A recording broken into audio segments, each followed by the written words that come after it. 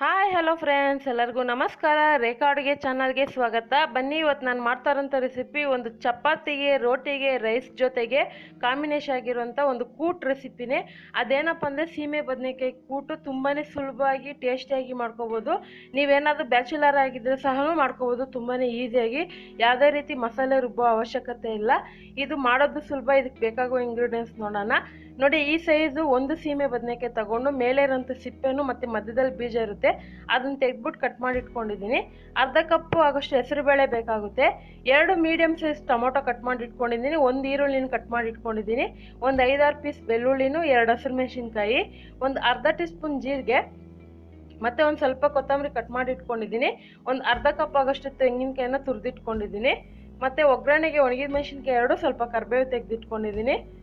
ಮತ್ತು ಸಾಸಿವೆ ಜೀರಿಗೆ 2 ಕಾಲು ಟೀ ಸ್ಪೂನು, ಒಂದು ಅರ್ಧ ಟೀ ಸ್ಪೂನ್ ಅರಿಶಿನನು, 1 ಟೀ ಸ್ಪೂನ್ ಆಗೋಷ್ಟು ಅಚ್ಕಾರದ ಪುಡಿ ತೆಗೆದಿಟ್ಕೊಂಡಿದ್ದೀನಿ. ಮತ್ತು ರುಚಿಗೆ ತಕ್ಕಷ್ಟು ಉಪ್ಪು, ಒಗ್ಗರಣೆಗೆ ಎಣ್ಣೆ. ಈಗ ಯಾವ ರೀತಿ ಮಾಡೋದಂತ ನೋಡೋಣ ಬನ್ನಿ. ಮೊದಲಿಗೆ ಇಲ್ಲಿ ಕುಕ್ಕರ್ಗೆ ನಾನು ಹೆಸರುಬೇಳೆ ಹಾಕ್ಕೊತಾ ಇದ್ದೀನಿ. ಹೆಸರುಬೇಳೆ ನಿಮಗೆ ಜನ ಕ್ವಾಂಟಿಟಿ ನೋಡಿ ಮಾಡ್ಕೊಳ್ಳಿ, ಯಾಕಂದರೆ ಇದು ಸ್ವಲ್ಪ ಹಾಕಿದ್ರೆ ಜಾಸ್ತಿ ಪ್ರಮಾಣದಲ್ಲಿ ಆಗುತ್ತೆ ಈ ಕೂಟು, ಅದಕ್ಕೋಸ್ಕರನೇ. ಸೊ ಹೆಸರುಬೇಳೆ ಇಲ್ಲಿ ಒಂದು ಅರ್ಧ ಕಪ್ ಆಗೋಷ್ಟು ತೊಳೆದ್ಬಿಟ್ಟು ಹಾಕ್ಕೊತಾ ಇದ್ದೀನಿ, ಒಂದು 2 ಸಾರಿ ತೊಳೆದು.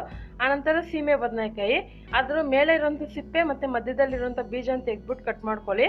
ಮತ್ತು ಇದಕ್ಕೆ ಅರಿಶಿನ, ಖಾರದ ಪುಡಿ, ಖಾರ ಎಷ್ಟು ಬೇಕು ಅನ್ನೋದನ್ನ ನೋಡಿ ಹಾಕೊಳ್ಳಿ. ಯಾಕಂದರೆ ಒಗ್ಗರಣೆಗೆ ಒಣಗಿದ ಮೆಣಸಿನ್ಕಾಯಿ ಹಾಕ್ತೀರಿ ಮತ್ತು ಹಸಿಮೆಣಸಿನ್ಕಾಯಿ ಹಾಕ್ಕೊತೀರಿ. ಹಸಿಮೆಣಸಿನ್ಕಾಯಿ ನಿಮ್ಗೆ ಆಪ್ಷನಲ್ಲು, ಬೇಕು ಅಂದರೆ ಹಾಕೋಬೋದು, ಇಲ್ಲಾಂದರೆ ಪರವಾಗಿಲ್ಲ, ಸ್ಕಿಪ್ ಮಾಡ್ಕೋಬೋದು. ಮತ್ತು ಇದಕ್ಕೆ ಕಟ್ ಮಾಡಿರೋಂಥ ಕೊತ್ತಂಬರಿ, ಟೊಮೊಟೊ, ಈರುಳ್ಳಿ ಎಲ್ಲ ಹಾಕ್ಕೊತಾ ಇದ್ದೀನಿ. ತೆಂಗಿನಕಾಯಿ ತುರಿನೂ ಹಾಕ್ಕೊತಾ ಇದ್ದೀನಿ. ತೆಂಗಿನಕಾಯಿ ತುರಿನೂ ತಿನ್ನೋವಾಗ ಬಾಯಿಗೆ ಒಂದೊಂದು ಪೀಸ್ ಸಿಗುತ್ತಲ್ಲ, ಚೆನ್ನಾಗಿರುತ್ತೆ. ನಿಮ್ಗೆ ಏನಾದರೂ ಈ ಥರ ಬೇಡ ಅಂದರೆ ಸೊ ಮಿಕ್ಸಿಯಲ್ಲಿ ರುಬ್ಬಿಬಿಟ್ಟು ಕೂಡ ನೀವು ಯೂಸ್ ಮಾಡ್ಕೋಬೋದು. ಇದಕ್ಕೆ ಉಪ್ಪು ಹಾಕ್ಕೊತಾ ಇದ್ದೀನಿ. ಸೊ ಇದೆಲ್ಲ ಹಾಕ್ಕೊಂಡು ಚೆನ್ನಾಗಿ ಮಿಕ್ಸ್ ಮಾಡ್ಕೊಳ್ಳೋಣ. ನೆಕ್ಸ್ಟ್ ಟೈಮ್ ಆ ಥರನೂ ತೋರಿಸ್ತೀನಿ. ಒಂಥರ ಮಸಾಲೆ ರುಬ್ಬಿಟ್ಟು ಕೂಟ್ ಮಾಡ್ತಾರೆ, ಆ ಥರನೂ ನಾನು ತೋರಿಸ್ತೀನಿ. ಇದಂತೂ ತುಂಬಾ ಸಿಂಪಲಾಗಿ ಮಾಡ್ಕೋಬೋದು. ಇದಕ್ಕೆ ಸಮ ಪ್ರಮಾಣ ನೀರು ಹಾಕಿ ಸೊ ಇದನ್ನು ಬೇಯಿಸ್ಕೋಬೇಕಾಗುತ್ತೆ. ಇವಾಗ ಸಮ ಪ್ರಮಾಣ ಅಂದರೆ ತರಕಾರಿಯನ್ನು ಮುಳುಗೋಷ್ಟು ನೀರು ಹಾಕಿದ್ದೀನಿ. ಈಗ ಮುಚ್ಚಳ ಮುಚ್ಚಿದ್ದೀನಿ. ಸೊ ಉಪ್ಪು ಖಾರ ಚೆಕ್ ಮಾಡ್ಕೊಂಬಿಡಿ. ಈಗ ಇದನ್ನು ಮೀಡಿಯಮ್ ಫ್ಲೇಮಲ್ಲಿ ಇಟ್ಕೊಂಡು 2 ವಿಸಿಲ್ ಕೂಗಿಸ್ಕೊತೀನಿ. 2 ವಿಸಿಲ್ ಬಿಟ್ಟರೆ ಸಾಕು, ಯಾಕಂದರೆ ಹೆಸರುಬೇಳೆ ಬೇಗನೆ 1 ವಿಸಿಲ್ಗೆ ಬೆಂದೋಗುತ್ತೆ. ಸೊ 2 ವಿಸಿಲ್ ಬಿಟ್ಟರೆ ಒಂದು ಟೇಸ್ಟ್ ಚೆನ್ನಾಗಿರುತ್ತೆ ಅನ್ನೋದಕ್ಕೋಸ್ಕರ ಬೇಯಿಸ್ಕೊತಾ ಇದ್ದೀನಿ. ಇವಾಗ ನೋಡ್ತಾ ಇರ್ಬೋದು. ಇದಕ್ಕೆ ಮತ್ತೆ ಎಕ್ಸ್ಟ್ರಾ ನೀರು ಏನು ಹಾಕಕ್ಕೆ ಹೋಗಬೇಡಿ. ಅಕಸ್ಮಾತ್ ಪೂರ್ತಿ ನೀರು ಡ್ರೈ ಆಗಿಬಿಟ್ಟಿದ್ರೆ ಮಾತ್ರ ನೀರು ಹಾಕ್ಕೊಳ್ಳಿ. ಸೊ ಇದನ್ನು ಹಾಗೆ ಸ್ಟವ್ ಮೇಲೆ ಸಿಮ್ಮಲ್ಲಿ ಇಡ್ತೀನಿ, ಯಾಕಂದರೆ ಲೈಟಾಗಿ ಫ್ಲೇವರೆಲ್ಲ ಚೆನ್ನಾಗಿ ಬರಲಿ. ಕುದೀತಾ ಇನ್ನೂ ಚೆನ್ನಾಗಿ ಬರುತ್ತೆ ಟೇಸ್ಟ್ ಅಂತ ಸಿಮ್ಮಲ್ಲಿ ಇಡ್ತೀನಿ. ಈಗ ಪಕ್ಕದಲ್ಲಿ ಒಗ್ಗರಣೆಗೆ ಹಾಕ್ಕೊತೀನಿ.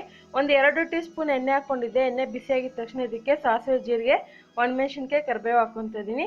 ಹಿಂಗೂ ಸಹ ನೀವು ಹಾಕ್ಕೋಬೋದು ಬೇಕು ಅಂದರೆ, ನಾನು ಹಾಕಿಲ್ಲ. ಸೊ ಇದನ್ನು ಇವಾಗ ಫ್ರೈ ಮಾಡಿದ್ನಲ್ಲ ಒಗ್ಗರಣೆನ ಈಗ ಡೈರೆಕ್ಟಾಗಿ ಕುಕ್ಕರ್ಗೆ ಹಾಕ್ಕೊಂಡು ಮಿಕ್ಸ್ ಮಾಡ್ಕೊತಾ ಇದ್ದೀನಿ. ಮತ್ತೆ ಇದನ್ನೇನು ಕುದಿಸ್ಬೇಕಂತ ಏನು ಅವಶ್ಯಕತೆ ಇಲ್ಲ. ಸೊ ಇವಾಗ ಸ್ಟವ್ ಆಫ್ ಮಾಡ್ಕೊಂಡಿದ್ದೀನಿ. ನೋಡಿ, ನಾನು ಹೇಳ್ದಂಗೆ ಈ ಕೂಟನ್ನ ನೀವು ಎಲ್ಲ ಥರ ತರಕಾರಿ ಹಾಕಿ ಸಹ ಮಾಡ್ಕೋಬೋದು. ಅದರಲ್ಲೂ ಚಪಾತಿಗೆ, ರೊಟ್ಟಿಗೆ, ರೈಸ್ ಜೊತೆಗೆ ಸೂಪರ್ ಆಗಿರುತ್ತೆ ಕಾಂಬಿನೇಷನು.